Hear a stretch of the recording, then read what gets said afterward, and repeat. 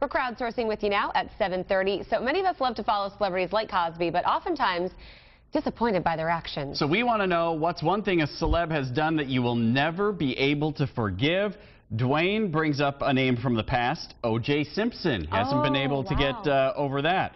Karen has a whole bunch. She says, though, first off, committing a felony. The Seventh Heaven guy, having admitted to molesting young girls. I think his name's Stephen Collins. That's who I picked, actually, as mine, yeah. R. Kelly for statutory rape and the other nasty things that he did. And Robert Blake and O.J. Simpson for murder. Most people are bringing up, pretty heavy stuff. Right, that's a good one. Stephen Collins was one for me.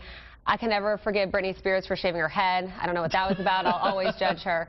But also Tiger Woods. I know celebrities have affairs. This is nothing new, but I just never got past it. I don't know what it is about that one, but I still look at him and I go, cheater. And Wilson, I'm not purposely just picking sports guys, but Ray Rice, Chris Brown, Michael Vick, Floyd Mayweather, anything that has to do with laying hands on a woman, I'm never getting over it. Can't get over it. I just can't. Anytime I see them, that's all I think about.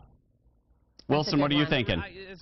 I like the celebrity. I mean, I follow a lot of celebrities. There's some that I like, but I'm not really into any of them that much that I would be disappointed. I think maybe we look up to some of these celebrities. We build them up too much, and then when they do fall, which for most of them is inevitable, it's kind of like, well, they're just...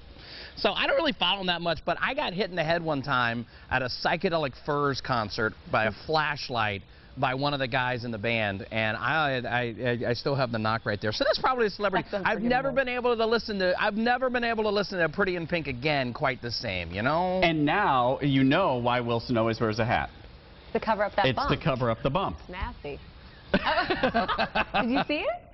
All right. We're also talking about the fact that Charlotte is the second most underrated city for millennials. So we want to know, what surprised you when you moved here, and why do you call Charlotte home? Why do you love it here so much? And Business Insider said that we have the 9th best cultural scene, and that's ahead of Chicago and New York. And so I thought that was interesting. They say we have a lot of great trails, like the U.S. Whitewater Center, and a lot of things like we're affordable when it comes to the rental housing market. Mike says favorite thing in Charlotte is the Cajun Queen. Great food, cool live music.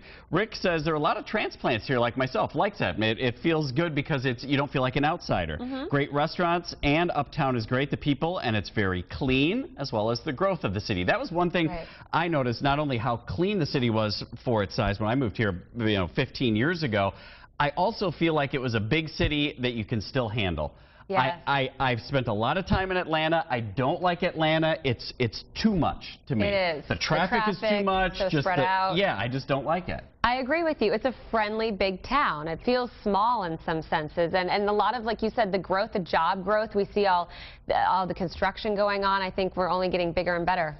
And here's one more from Katie. Great craft cocktails. She mentions Heist and Soul Gastro Lounge.